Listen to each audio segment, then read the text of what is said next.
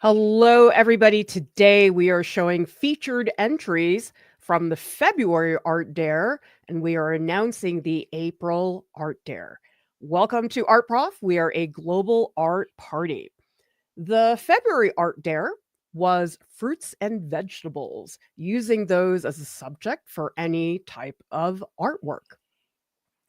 The first artist is Angie, who I believe is here live with us in the chat.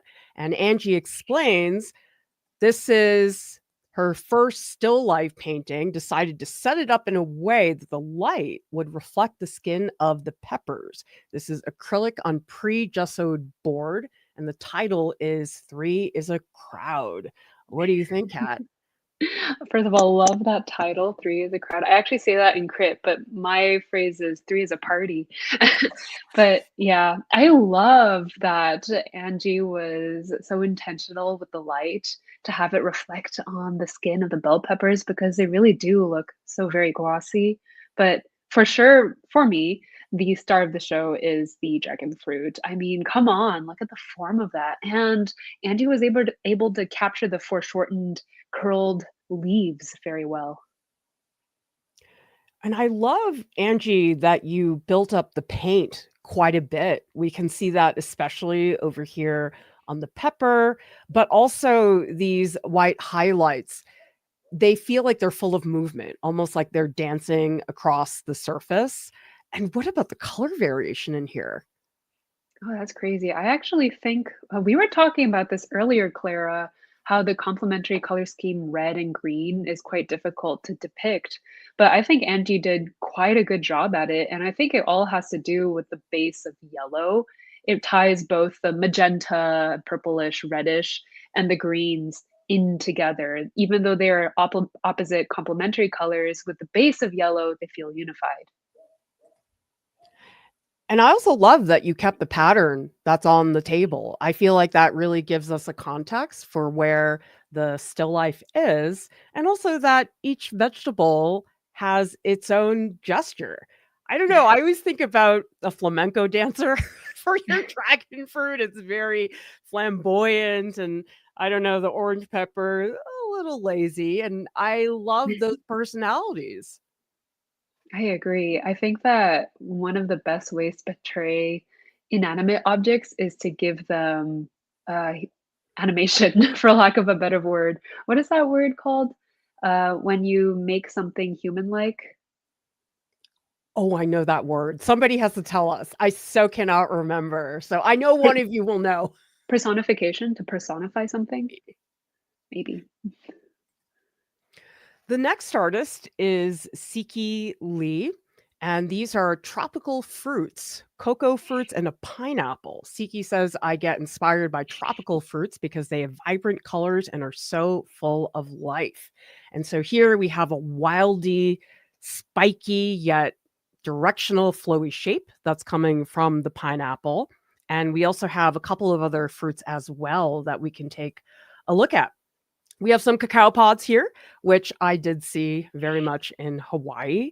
And I think you really captured not just the fruit, but also the space, that thicket of all the leaves on the ground and the cacao pods underneath various parts of the branches. I think that context is very nicely done. Yeah, I totally agree. I think something else that I am admiring between both of the fruit paintings is the texture, the speckle of brown on the cacao pods, and with the pineapple, how flowy and spiky and frilly the leaves are compared to the dense, really hard texture of the pineapple fruit exterior. I think that Siqi is able to capture a lot of different kinds of textures with these fruits. We have an answer. I knew somebody would know. Anthropomorphism. Oh, wait, it's spelled like this. Sorry. Anyway, thank you all for filling in the blank for us. And I just want to point out what a strong composition this is in terms of shape, because these shapes are medium, these get very dark and very small. But look at this sweeping motion that just pushes those leaves across the edge. And I think you really captured all the texture. Pineapples are out of control textures. Like there's no rhyme or reason. Things are like sticking out in all these different areas, and you captured that chaos. I also love how all the fundamentals of art are working together to create this. There's depth, there's space, there's shape, there's texture, there's light and shadow, there's color. I think that Siqi is managing to do all of this to be able to give us a very present depiction of these fruits. Okay, the next artist is Lisa, who, by the way, is here live with us in the chat. And Lisa explains my original intent was to take reference photos for traditional art media, but many of the photos felt incomplete and they became the final piece. And so we have this one, which is a banana split dish. Oh, and Lisa also surveyed 26 people to pick the 4 Art Dare Leap submissions. People said this one looks like a peacock wing. What does it look like for you? Peacock wing. Yeah, I can see that.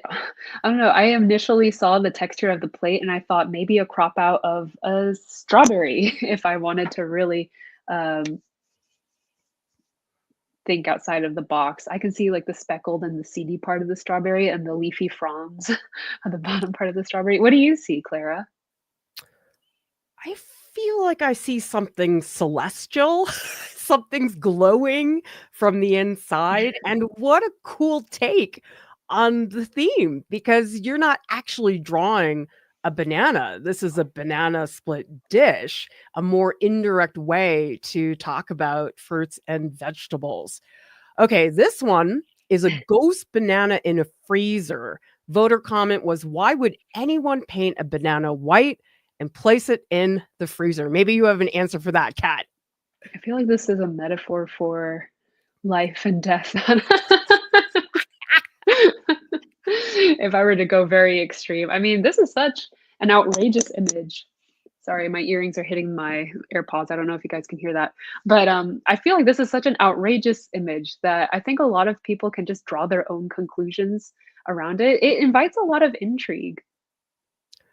I see it as banana corpse. I know that's really dark because Yes, I would like say, that. okay, it's ghost-like, but the thing is, it's too concrete for me to think about it that way. But you know what I think is really amazing about this photo is the banana split dish has all those lines, and you have the lines at the top of the grate, and then the lines of the shelf in the refrigerator. I love how you lined up that design. This one, paper towel tube aimed at apple and bananas. The voter comment was, I like the spiral.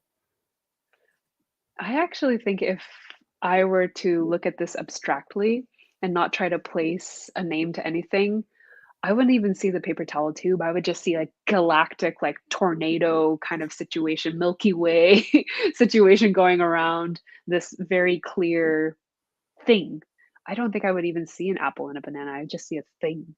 Again, these are very abstract images. I think it's really fun that Lisa has taken a very light and common subject matter and transformed them in such a way. What I really like, Lisa, is the way that you took such ordinary, pretty boring objects, if you think about that cardboard, and you've made these gigantic spaces, which really are so not what anybody would expect to get out of a paper towel tube. So good for you for that dramatic explanation. By the way, we do have a question here from June who is saying, where is everybody? Thought you were supposed to post an art along during live stream sessions. Let's give some clarification for that because we have changed a couple of the things for live streams. So basically, what June is talking about is this is a channel called Art Alongs, and it's underneath this section, which is live streams. And so you can see discussions is for when we have a talking stream, like today. After the stream, we can meet in the discussions channel so we can chat a little bit more after the stream. The Art Alongs channel is for when I'm painting or drawing something. That's when we're all making art together, and we're posting and sharing in that chat. So today we will not be posting in art alongs, but we will, however, be here later on in discussions where we can chat some more. If anybody has other questions about that, feel free to ask us in the Discord as well. Okay, the next, oh wait, we still have one more from Lisa. Oh my gosh, this one is brilliant. Moldy golden squash reflection. Voter comment is gross. Oh. Oh my gosh, I think that's also a really fun take because mold has so many different colors and textures. I don't know if anyone on the live stream goes on Reddit, but there's a popular Reddit, how do you say it, channel or something called r Subreddit. slash subreddit, thank you. Oh, you're on Reddit, clearly. I'm not. My kids Oh, are. okay. R slash moldy interesting or something like that, and they Ugh. post all kinds of weird, gross, fantastical mold to the point where it doesn't even feel like mold anymore. But yeah, again, I think that Lisa is taking a pretty ordinary subject matter and making it extraordinary. In this case, a moldy pumpkin to the point where even the stem and the moldy part of the orange of the pumpkin make it feel not so pumpkiny anymore. Alexandria says, gorgeous. It looks like a stellar shot. And Butter says, the survey was a great idea. I miss Picasso banana. Yeah, I believe that was posted in the Discord at a certain point during the month. So thank you, Lisa, for sharing that.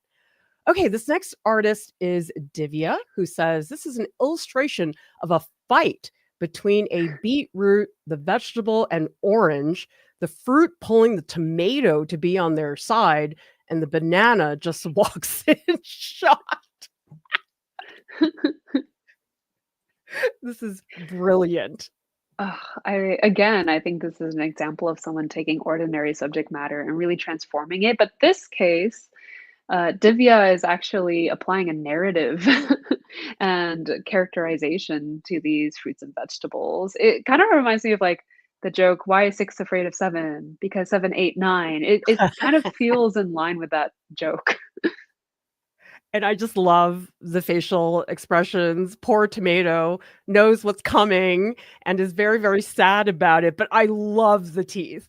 The way the teeth are just like clenched, and you didn't outline the teeth. That's typically what people tend to do. And that parts of the outline of the teeth, they're a little bit lighter. It looks like maybe you erase them down. That's a really subtle thing in the image, which I think gives it more intensity than if you just drew a bunch of plain lines.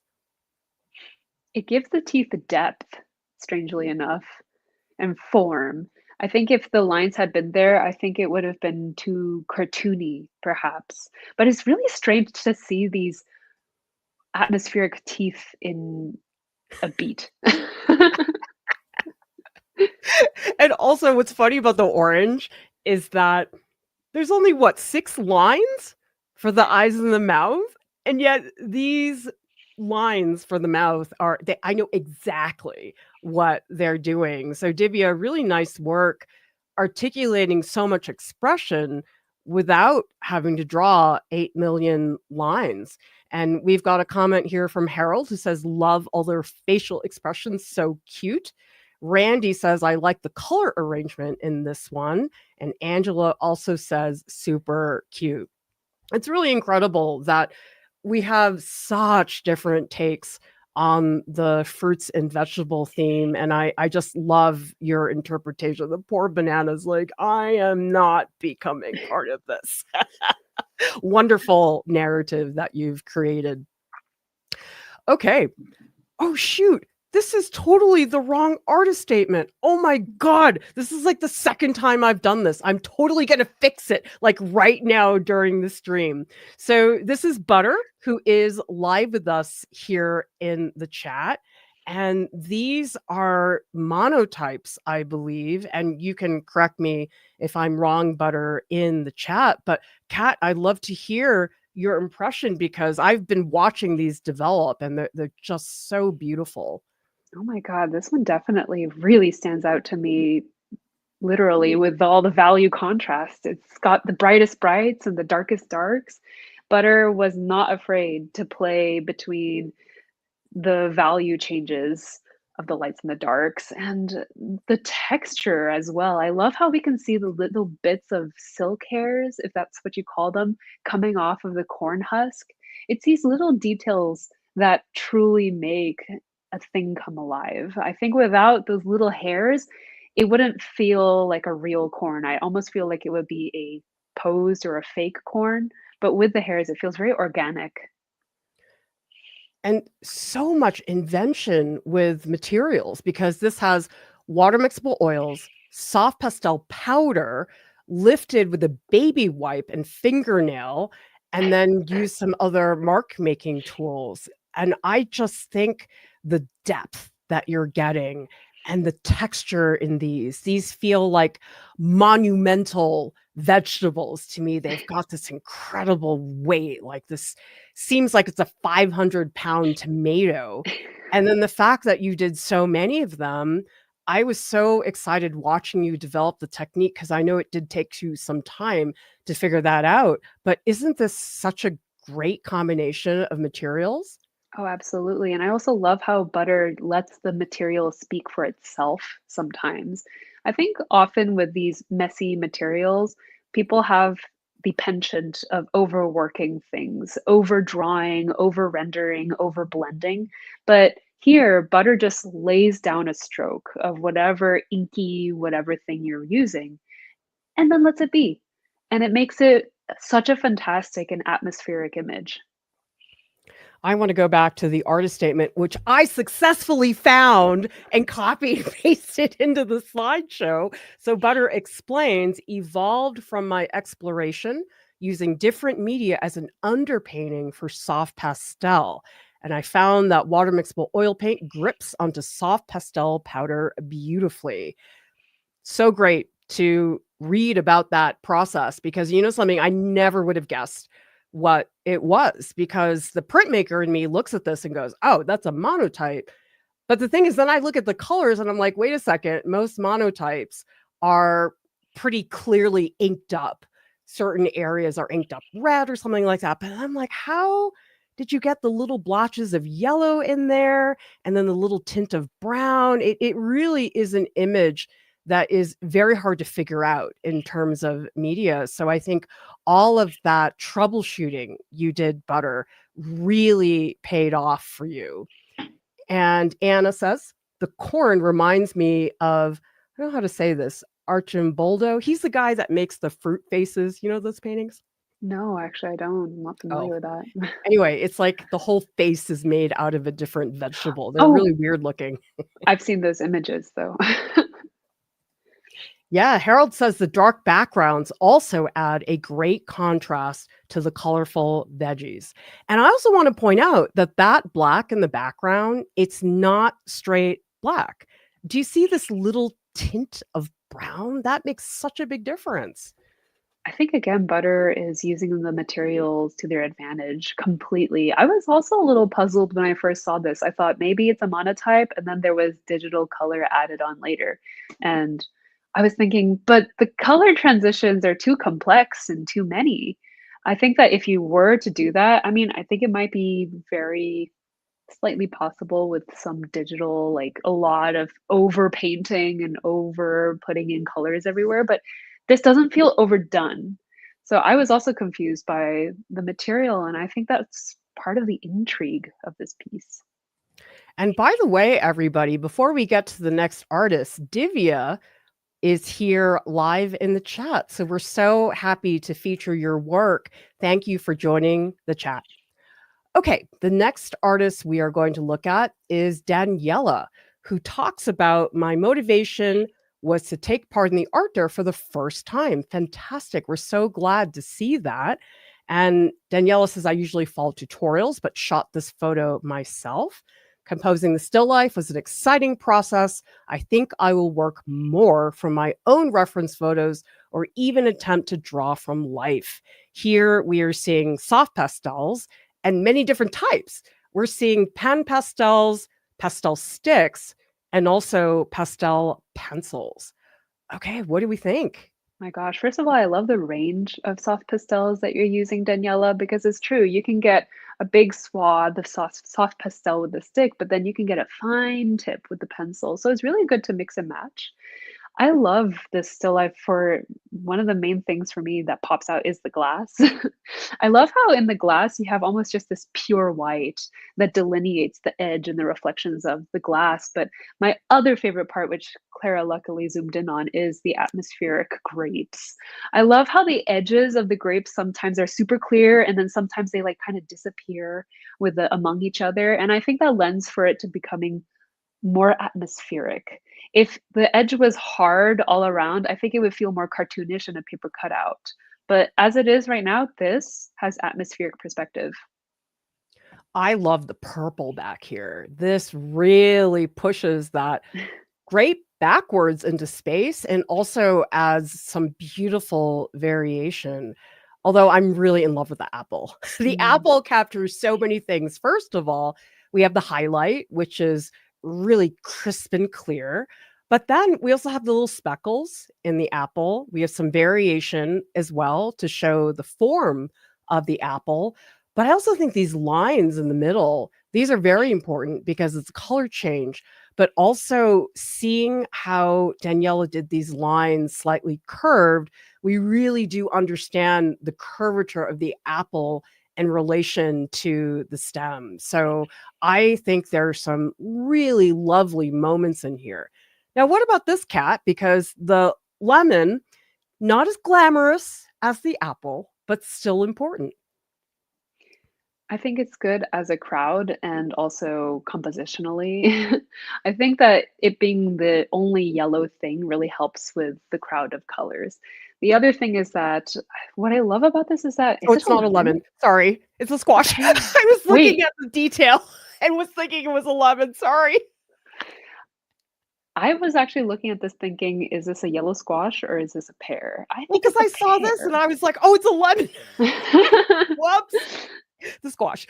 Well, I think it's good that texturally it's very different from the glossy apple and the glossy grapes. I do think it's a little confusing what it is, though. I think it's a pear. That's my vote.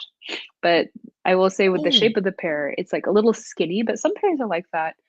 But I will also say that I really love the light and shadow on the pear. I also love the reflected light into the shadow of the pear as well. It gives it dimension.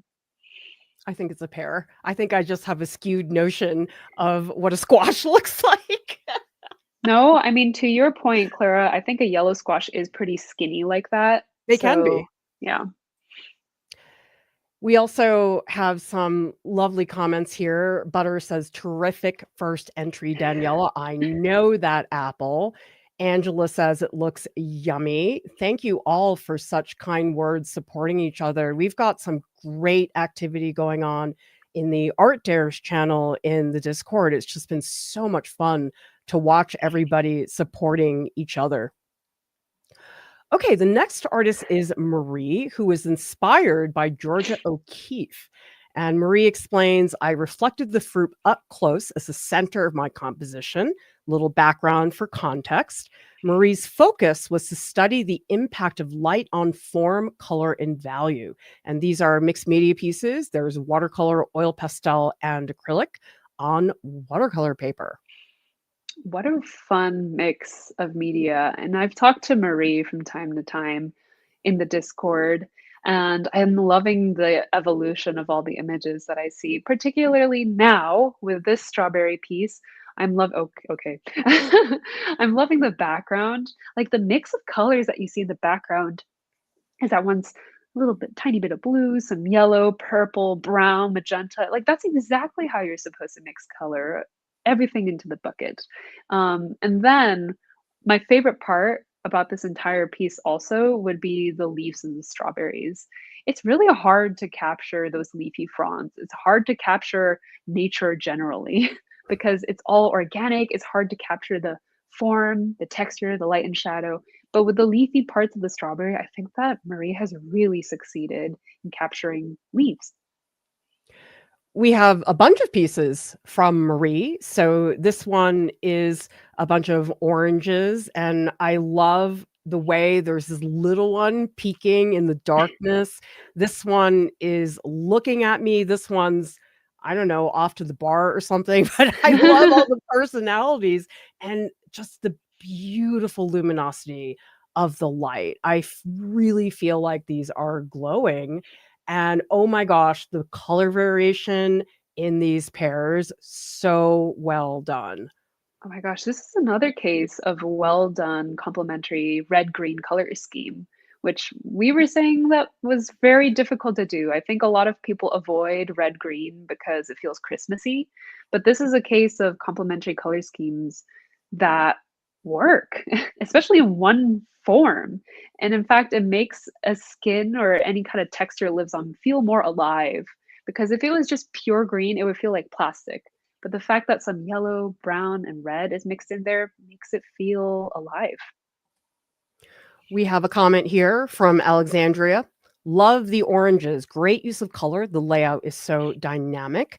Harold says the composition's great. I really like how things aren't super symmetrical and that the fruits and items are peeking out of the page. Yeah, I was going to say composition wise, I'm noticing that a lot of these, the fruits are cropped. And I think that really helps the fruits. Number one, they look bigger, but also the scene makes me feel like I'm right there. I'm super Mm. close to these apples and I'm looking at the beautiful lighting that's falling on top of them. The light is really the thing because all of these forms are beautifully done. You've got great colors, but the light is what really holds the scene together, like in this one. Mm. I'm so happy that Harold pointed out the cropping of the fruits because I think a lot of the times people are afraid to go off the edge. They think for some reason the edge is an invisible cage and everything needs to live in it. It also loops people into thinking that the best composition is a middle composition. But if you have going things off the edge, if you have the main focus not be in the middle, it actually makes for a more striking piece because not a lot of people think to do that. All right, the next artist is Havana, Alina, who talks about the initial project painting the attached still life, okay, however the paper tore. And Havana says, I'm a self-taught artist and usually works with various mediums. Sculpting with clays and modeling paste has been a focus for the past few years. And Havana has a goal of making art into a career. The Art Dare inspired me to make some items for my future website in a way in which I enjoy. Okay, well, we have a couple pieces. We have a painting here, and we also have all of these little sculptures. Let's start with the painting. Oh my gosh, I love the diversity of media, first of all. But in terms of the painting, I love how Alina has set the scene in terms of it being things layering on top of each other. The fact that we also see some of the background as well, and also the kind of objects that we see. Clearly, this is some kind of picnic scene where there's tea, honey, a fruit, and a little plate of desserts. It makes me want to be there and partake in this. Also, I am so in love with this little box. I think it's of tea bags. You don't really think of a box of tea bags as being that exciting necessarily, but look at this green, how blue and turquoise like it is, and then all the green around it has a little bit more of a yellow tint, and then look at how the apple is this dark, muddy green. Just in this one spot alone, there's so many different types of greens that you've mixed, Havrana, and I think that is so well done. How about these sculptures? Really fun take on the art dare once again. I think this is the only sculptural thing we've seen so far. Hi, Alina. Welcome to the live stream. Welcome.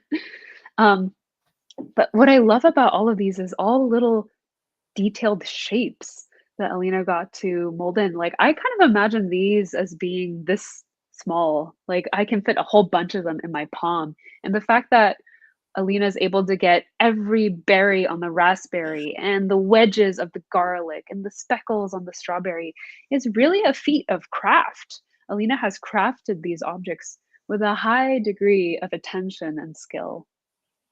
My favorite is the painting on the garlic. I know exactly that purple stripy pattern. Little things like that, if I look at the blueberries, every single one is tinted a little bit differently. Actually, I ate some blueberries today, so I can say that I know what color they are. It's so wonderful, and I think what a great thing to make these as something that you can do in the future, because clearly you can do it, and I think that would be so much fun, Alina, for you to move in that direction.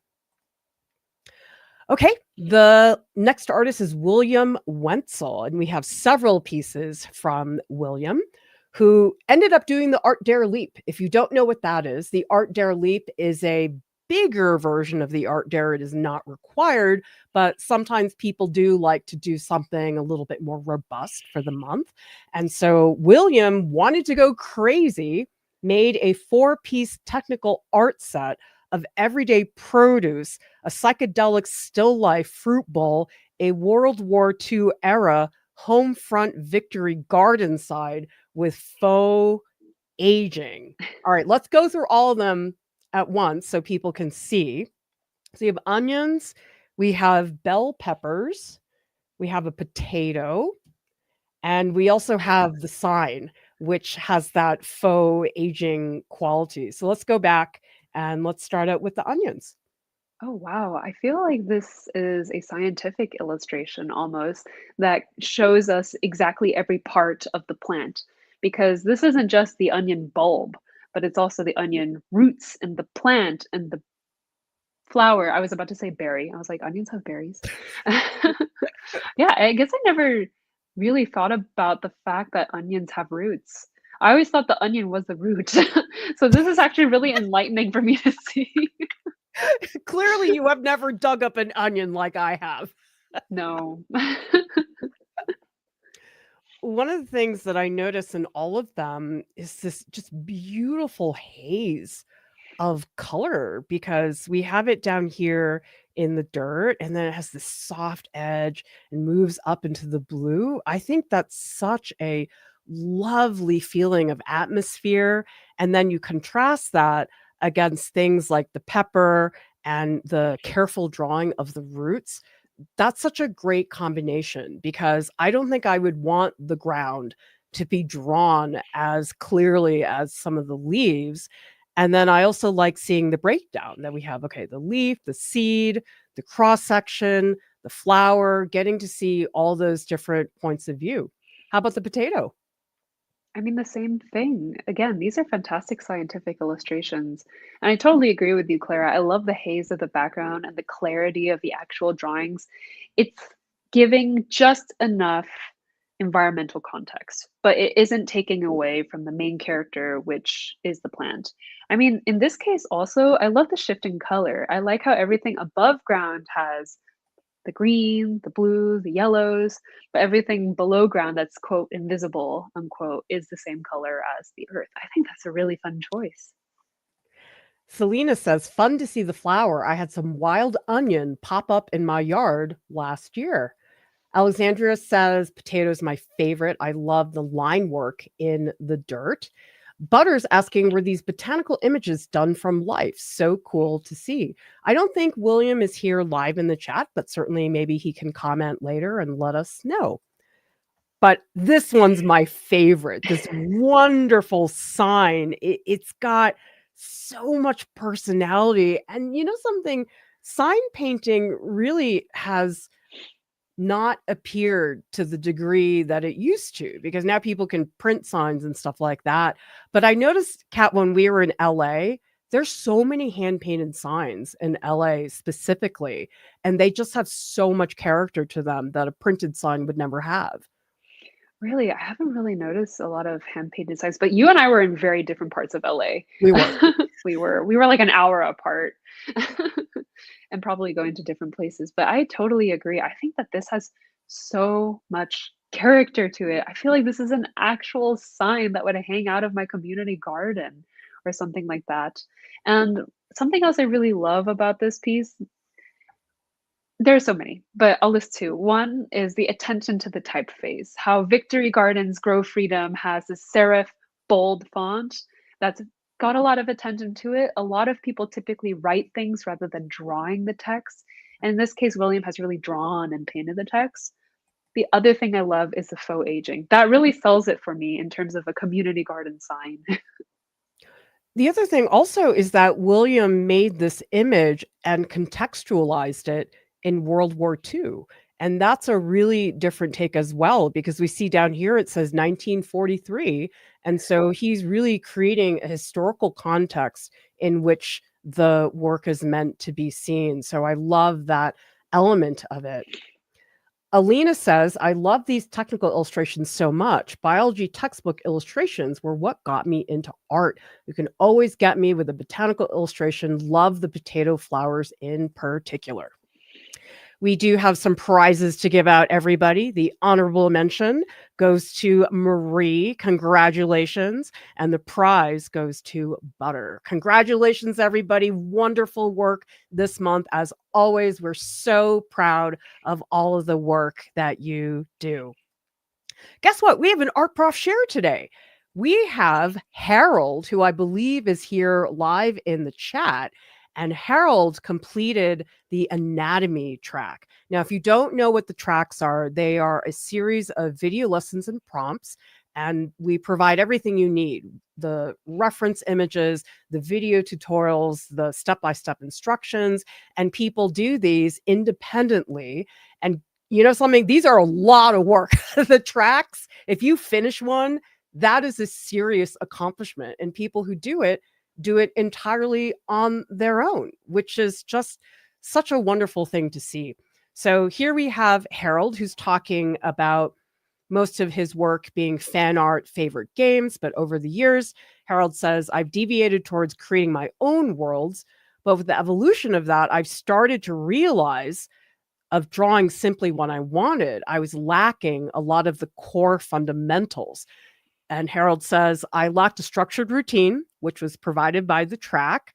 Focusing was hard, but my artistic inclination is to focus more on contours. But it was fun to dive into a self-paced program. Fantastic job, Harold. Love hearing about your experience with the track. Oh my gosh. Congratulations. What, Randy? Did I? Oh my gosh. Oh my gosh. It's the carrot piece, isn't it? The carrot with the, oh my God, you guys, I am so dumb. Okay, Randy, I'm totally going to pull it up. Oh my God, I'm so terrible, you guys. So sorry, Randy. Getting old. I need like an admin to like triple check everything that I do. Apologies for that. Oh God, it's not in my folder. Okay, I'm going to find it in the Discord. I really am. Okay, but let's look at Harold's stuff while I pull this up. So, Kat, what do you think of Harold's work? That sounds good. I think, like, Harold, you have a lot of very clear visions of your artistic trajectory, what you need, what you're going to do, and also a good eye. You've been providing some really amazing feedback in the chat in the live stream today too. And congratulations on finishing such a feat as the track, which is enormous and completely self-driven. I think what I'm seeing, Harold, I mean, I saw the dancing, or I think they were dancer images before. I'm seeing these figures as well. I'm seeing a really good evolution in terms of posture, in terms of the forms being organic and moving in space, and also in terms of form. These images have a really great sense of light and shadow. I'm loving how you delineated the shapes of light and the shapes of shadow. I think that's something I have to really encourage out of students a lot of the time, which is seeing the shapes within a form. I think people get messed up when they see a human figure and they say, oh, that's a human, I have to draw them as a human. But really, the human is full of shapes, full of different structures. And I think, Harold, I'm really seeing the structures in all of your drawings. And I can see you investigating all of these forms, even here where the emphasis is on the skeleton. I can see a deltoid on that shoulder. I can see the bicep.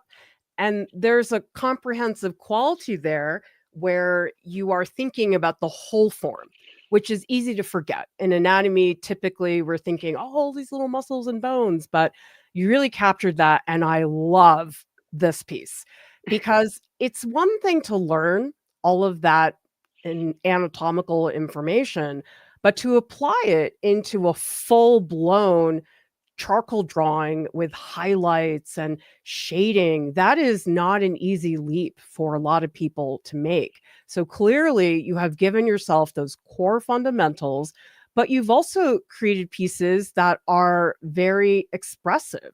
Like this one, the torso, those are really well articulated. And so the other thing about the anatomy track is it is there for you to learn how to do the quick gesture drawings, do the individual parts, but ultimately for you to be able to do the entire form. And that is absolutely happening in your piece. Okay, I'm sorry. We're going to do a I'm so sorry, Randy, but I'm so impressed, you guys. I found it. Like that never happens. Oh shoot. Now it's not opening. What? No? Okay, I have to take a screenshot. Sorry about this. Discord or something doesn't like the here it is. It's in the Discord. Here we go. Sorry about this. I'll put it in the slideshow afterwards, Randy. But Randy's artist statement says, I saw how dark houses became as the sun set behind them. Always wanted to capture that. At the end, I began to wonder if I was phoning in the theme, but I hope it's more apparent that this is a carrot-shaped cloud. I love this so much because you don't see it right away. Did you see it, Kat? No, I didn't. I saw it exactly as Randy described it originally, the sunset. But the more I look at it, the more I see the texture. And now I'm wondering, well, what is that texture? Contextually within the fruits and vegetables art dare, I quickly found out from there on. I think this is such a fun prompt. And we're so sorry that this wasn't Oh, originally I'm included so in the sorry. You slideshow. didn't do it. Clara is a one-person army. Clara runs the whole show. Oh, And Clara has a lot of things to juggle. But Randy, also thanks so much for yeah, pointing it thank out. you. Yeah. I actually 'Cause think I that's a always really tell good the skill. staff, I'm like, okay, I need you guys to look at this to catch the mistakes because I know there are mistakes in here. But Clara, what do you think of the space, of the abstraction? I think it's really unusual because we think about a carrot as being this hard, rigid form that's also very small. And the fact that you turned it into a sky, that is so unusual. I would never associate that with a carrot. And then also the way that the carrot wrinkles, they're subtle. You don't see them immediately, but then when you do, it's this really cool surprise in the Mm. piece. And I also love the little bitty tiny telephone poles, little trees, even these shapes with the houses. That is really beautifully done. Yeah, June says, how many kids looking up at clouds would see a carrot? Selena says they're so fun. This is a great articulation of shapes that we see in them. Yes. Okay. So for future reference, everybody, when you see a mistake, say something because chances are I made that mistake. Someday I can clone myself and then I won't have all these issues anymore. Sorry about Oh, that. it's okay. We all make mistakes. And thank you, Randy, again. All right. Before we announce the Art Dare, I want to remind everybody that we do have registration open still for upcoming workshops. We have gesture drawing coming up, crayon, and also a marker workshop. This is a 2-week workshop where you get audio critiques and also a 3-hour live session. More information in the video description below. Okay, the April Art Dare. We're calling it, quote, drawing with scissors. And you can use anything you want. You can use an X-Acto knife, whatever. But the idea is for you to think about whatever your cutting tool is as a drawing tool. Typically, with a pair of scissors, we think, oh, it's just there to cut out the thing. But you'll see in some of the examples that we show you that you really can draw with a cutting implement. So we're going to ask you create an artwork using cut colored paper. What we don't want is people getting magazines with images on them and cutting out like that. We also are not doing mixed media. with collage. It's great to do that, but there's a different challenge here when it comes to drawing with scissors. How do you pronounce this again, Kat? You looked it up. Or maybe Vichinanki. Vichinanki. Vichinanki. I can't say Vichinanki. Nanki. Vichinanki. Okay. I had to think about it. I was like, wait, okay, I remember Vichinanki. Yeah. So this is a paper cutting tradition that is done in Poland, Belarus, Ukraine, and I just think these are the most beautiful, delicate paper cuts. And you can see it's all just straight pieces of colored paper. There's no collage element from a magazine. But what do you think of these, Kat? Oh my God, these are so precious. I think the key to drawing with scissors, the key to this art dare is shape and pattern, especially when it comes to the paper cutouts. Because when it comes to the paper cutouts, you won't have an option of gradients of value that you can control. It's really the color and the value of the paper that you have. From then on, what you can control is the shape and the pattern. I will say also that as a memory, my mother once took me to her childhood art teacher, and I was probably like 8 years old, and that art teacher cut out my silhouette from a piece of paper. She just looked at me and then cut it out from a piece of paper. And that really blew my mind that you could do that with scissors and paper. And I remember to this day, what was really formidable about that was the shape. Like, the teacher got the shape of my silhouette so perfectly, even down to the little rim of my glasses. She cut it out of paper. That's incredible. Now, the other thing you guys will notice, we're looking at some Matisse cutouts, is that there's no pen line that they have used and then cut with. So that's the drawing thing. Most of us, if we're going to cut something out of a sheet of paper that's not a square, we will take a pencil and draw the shape and then cut it out.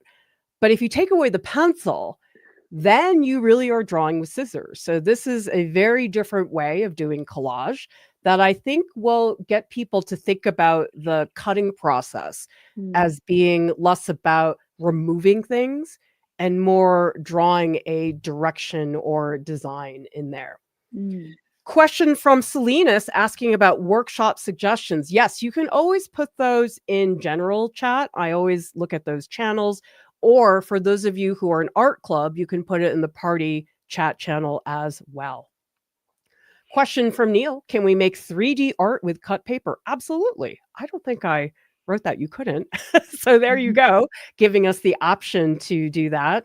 And yes, early animation was made from cut paper. The most famous filmmaker was probably Lotte Reiniger, and she made incredible paper cut animations. Oh, Alina says we used to do these in primary school in Romania. How cool. So Olive is asking, can we use digital art, like fill in a canvas, cut it out using a lasso tool? It's the only thing I have available at the moment. Yeah, that would be fine. As long as it's a process that aligns, like you're saying lasso tool, like that to me totally makes sense, as opposed to like drawing everything and then filling it in that way. And Matisse is probably the most famous example of this. A lot of you may know that later in his life, his vision was failing. And so he stopped painting and started doing these paper cuts.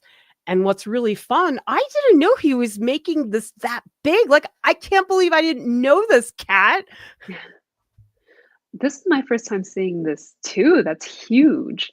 I mean, wow, that's a lot of paper too. It is a lot of paper. And it looks like you guys can see here, there's no drawings on the paper. It's just the straight scissors, which is really cool to see. Okay, this is a fun art dare leap. Create a paper cutting that uses 10 sheets of paper. We'll see what you guys do. Again, the art dare leap is not required. It's just for people who want to do something that's maybe a little bit more ambitious. Remember, hang out in the Discord, in the Art Dares channel. We have so much fun watching everybody's progress. And a reminder, you can also submit in this channel. So just make sure you go look at those pinned messages. We do have instructions there. We do love sharing your work in our Instagram stories. So if you post on Instagram, tag us in the story. We're happy to reshare. Visit artprof.org. If you don't have Discord, you just go here, go to Art Dares underneath the main menu. Then you want to find the Art Dare page, scroll down, and whoops, that is out of order. What? There it is. Sorry. Oh my God, I'm such a mess today. Sorry, everybody. So, this is the Google form. It is available on the website. And you should also sign up to get an early bird discount on our upcoming color ebook. This is coming out Friday, April 11th, so you still have time. The link is in the video description below, and that will give you a discount when it gets released. Here are some sample pages. I've also posted some of these in the YouTube community tab. I've put some of them in the news channels in the Discord, so you guys take a look. And I'm really excited about it because we spent, oh my gosh, months working on this, but it was a really fun collaborative effort, Kat. It really was a fun collaborative effort. It did take a long time, and I will also say learning color, lifelong endeavor, never ends. That's your excerpt. That's in the book. Remember, you can join us in the Discord, meet in discussions under live streams. We will be hanging out there right after the stream ends. And look at the slides that don't exist because they're missing. Oh my God, you guys, I promise I'm not usually this bad. Sorry. Today is an extraordinary day for you, Clara. Thank you, everybody, so much for watching. We'll see you next time. Bye.